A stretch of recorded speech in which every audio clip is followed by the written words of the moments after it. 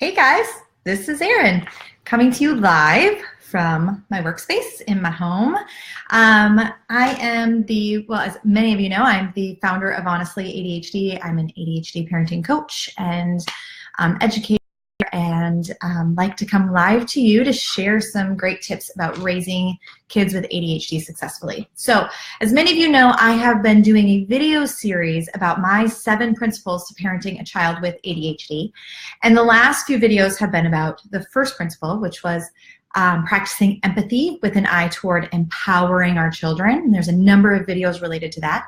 Today, we're moving into the second principle of raising children with ADHD successfully. And that principle is positivity always outweighs negativity. Positivity always outweighs negativity. What does that mean? How do we do it? Well, I'm going to tell you that today. So today what we're going to focus on is why that's important, why it's not just a nice to have. And I'm going to share a little magic with you at the end. And I'm going to give you a little assignment to do before we talk again. In the next video, I will talk about how you get started doing it, like what that actually looks like. So this is not an easy topic, guys. This is hard. So a lot of you who go, well, I tried to be positive and it didn't work.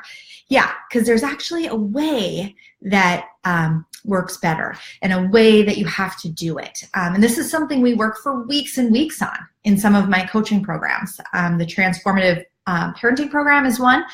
And that is something we work for weeks on this. So you're just going to get a little tidbit here about why it is that positivity always outweighs negativity, okay?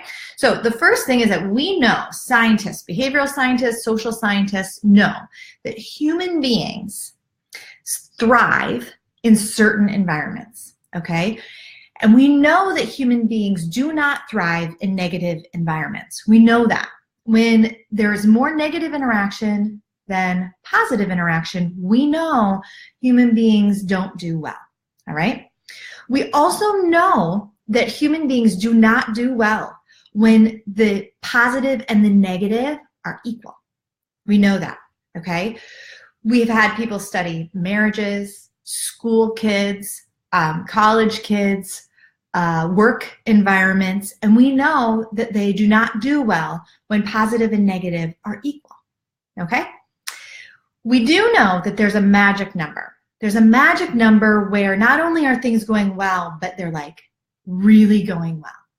And that magic number is when human beings, adults and children alike, experience 5 positive interactions for every 1 negative interaction.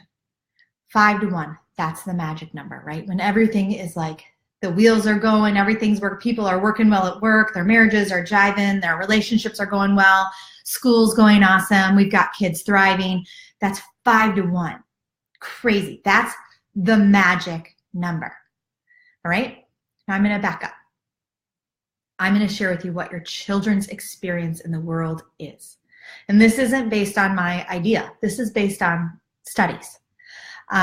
They're based on studies that Chad has supported and or cited, and other reputable program or reputable organizations have supported these studies, and they show that children who have ADHD experience, on average, 500,000 negative interactions every year. And that is considerably more than their neurotypical peers, and can be narrowed down to say that on average, a lot of our kids are experiencing 2 negative interactions every minute. Okay, now that kind of blows your mind. So what's a negative interaction? It can be an eye roll. It can be a kid who moves away from you. It can be a, come on, do you have your bag yet? It can be, why do I always have to tell you? It can be just, having to sit all day long with your face facing a wall because you're too distracted to face outward to the classroom. But our children's experience is overwhelmingly negative. Overwhelmingly negative. They experience the world in a way where many of them have never known positive. They've never really known success. And they they often are experiencing things like hopelessness and helplessness. So I want you to sit today and think about, gosh, what would it feel like if I were 7 or 8, however old your child is, 10, 14, and my world interactions were overwhelmingly negative? How would that feel to me? What behavior might I exhibit? What feelings might I feel in a 7-year-old's mind where I just couldn't ever get it quite right? And someone was always barking at me, and that was my normal. How would I feel? So I want you to sit with that this week.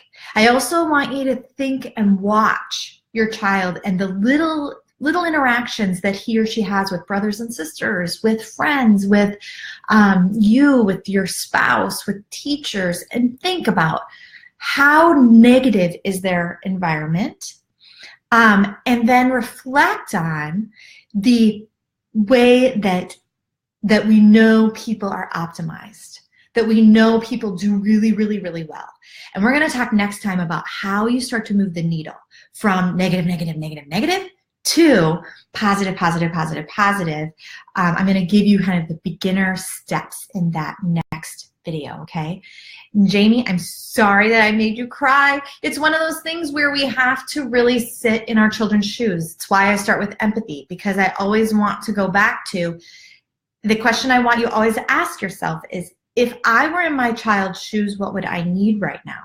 What would I need right now if I were in my child's shoes? Because your reactions to your children will be much different when you start doing that. That's why we start with empathy. If you haven't caught those videos, go back and watch them.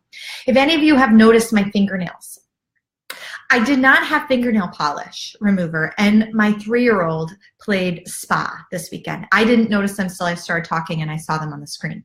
So give me a little heart if you love my fingernails, and I will go use my brand new fingernail polish remover and get it off for next time. So yeah, give me a little love for the fingernail polish. Anyway, I want you to go forth and enjoy your time. Start looking at your child. Start thinking about their experience in the world.